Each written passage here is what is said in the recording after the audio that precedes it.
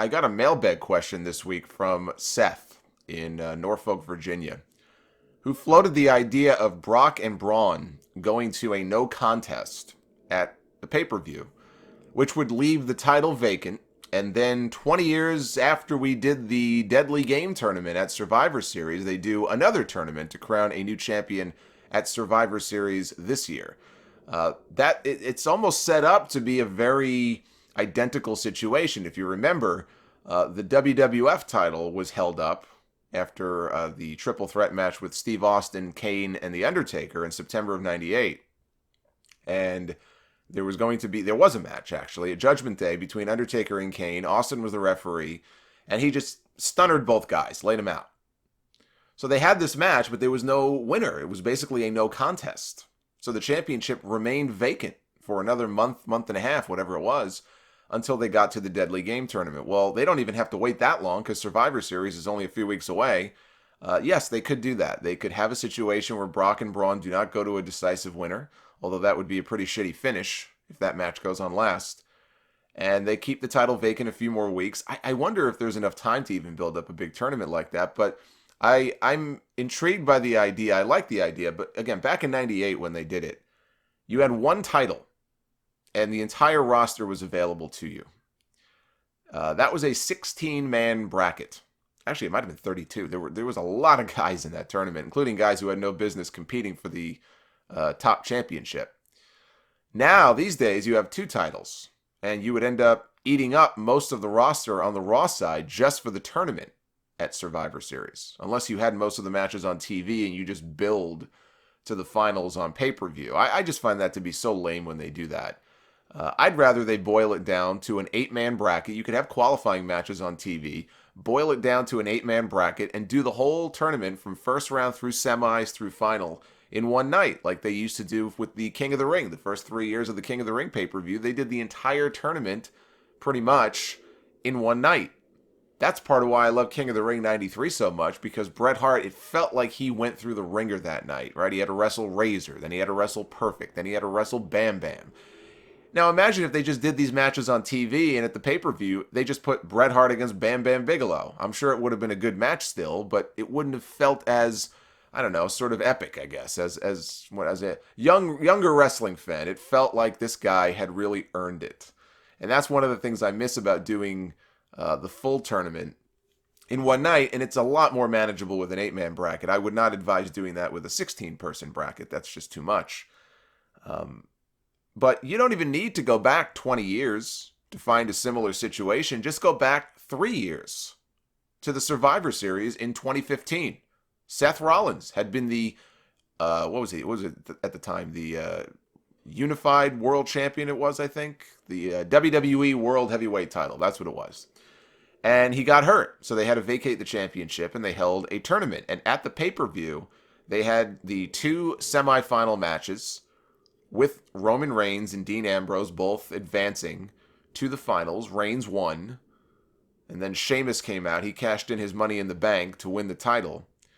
Now it's Roman who has vacated the title, and you could build to an Ambrose-Rollins match in the finals.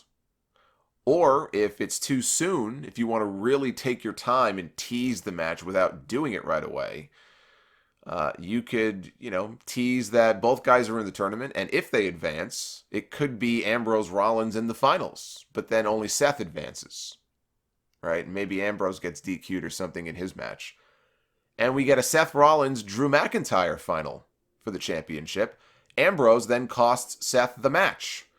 So now all of a sudden you have a situation where it could be the old Bret Hart-Owen Hart dynamic. When Owen first was turning on Bret, Bret didn't want to have any part of it. He would not accept the fact that his little brother wanted to fight him. He wouldn't fight him.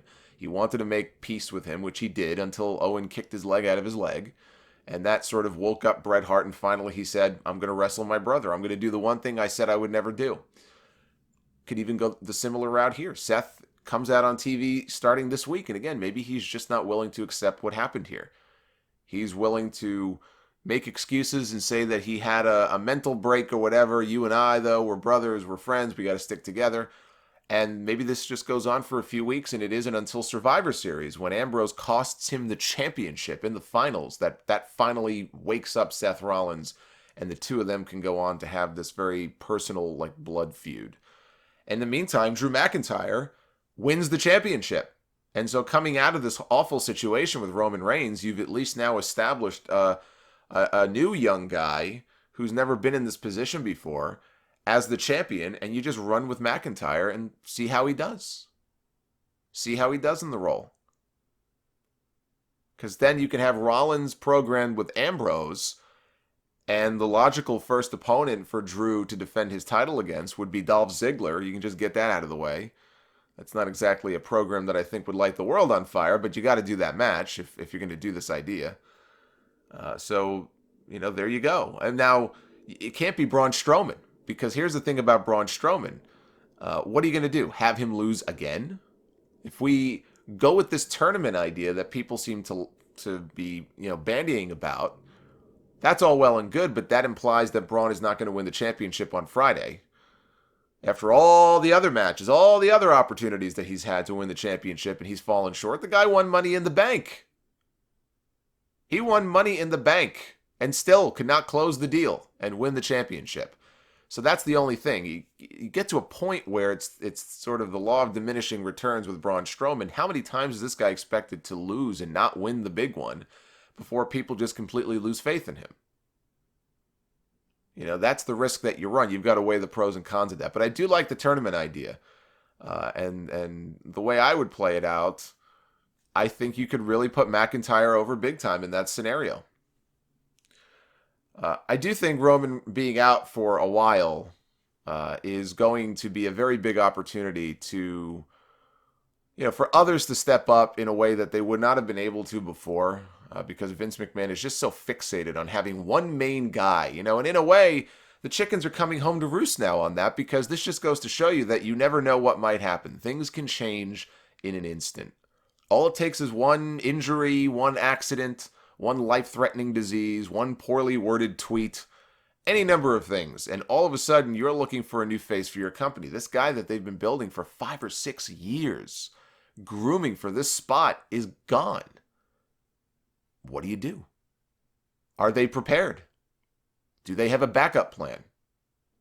This is why, in the past, I have said on this podcast, it would make more sense for this company to build heavily around 2 or 3 people, maybe 4, 2 on each brand, top baby faces, and not put all of their eggs in one basket.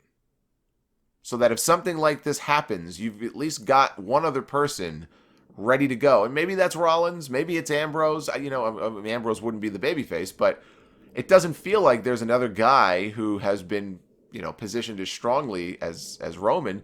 I guess Strowman would be the closest thing, and even Strowman, I think, has been diminished a bit over the last, several weeks.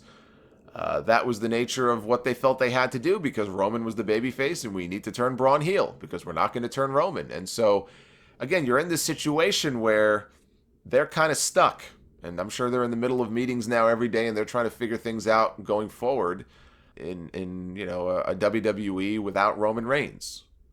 Roman Reigns, what is it now with Roman? 4, 5 straight WrestleMania main events consecutively? That won't be the case this year. I don't think that should be the case any year. The days of Hulk Hogan headlining 7 of the first 8 WrestleManias, and you could even argue 8, since he factored into the finish of WrestleMania 4, those days need to be over. Nobody should have a stranglehold on that spot or on the main event anymore, I don't think. You need to have more variety. Maybe this could serve as a wake-up call for this company. They invested a lot in this guy, and now they have to find somebody else. Maybe it's somebody from NXT. They happen to have somebody down in NXT right now who they just signed, who I think could be a huge babyface on the main roster. And his name is Matt Riddle. Aleister Black is another fine choice as well. But the key here is that injury presents opportunity. You need a new top babyface on that Raw roster. And I think even a guy like a Riddle or a Black could be that guy. My point is, he should not be the only guy. And that's the bigger point.